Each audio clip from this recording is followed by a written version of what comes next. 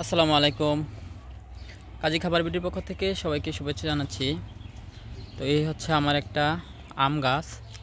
এটার বয়স হচ্ছে এখন প্রায় 3.5 বছর। প্রথম বছর থেকে আলহামদুলিল্লাহ এটাতে আম ধরে কিছু কিছু। তো এবার আলহামদুলিল্লাহ ভালোই মাশাআল্লাহ হচ্ছে মুকুল আসছে। তো আমি আজকে হচ্ছে এটাতে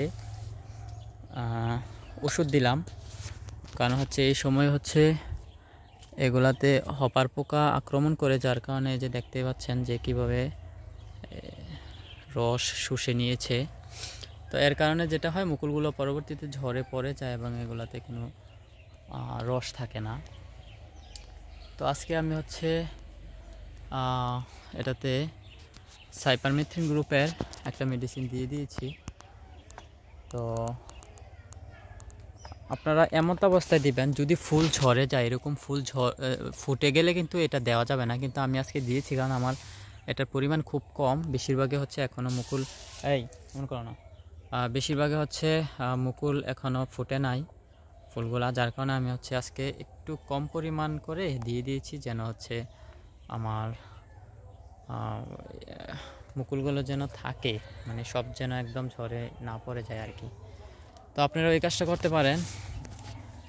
ইমিডা ক্লোরোপিড গ্রুপের যে কোনো একটা মেডিসিন অথবা সাইপারমেথ্রিন গ্রুপের যে কোনো একটা মেডিসিন আপনারা দিয়ে দিবেন।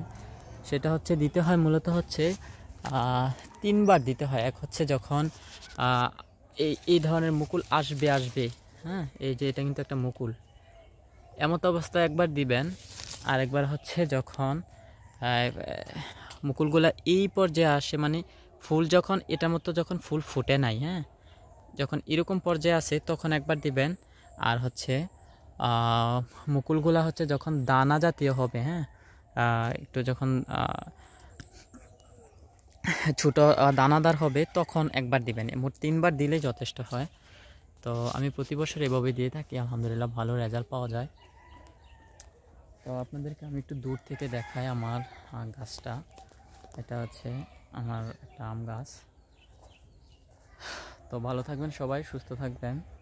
আর এই আম গাছের ওষুধ বিষয়ে, মেডিসিন বিষয়ে কোনো কিছু জানা থাকলে ইনশাল্লাহ অবশ্যই আমাকে কমেন্ট করবেন, আমি আপনাদেরকে বিস্তারিত হেল্প করার চেষ্টা করব ইনশাল্লাহ।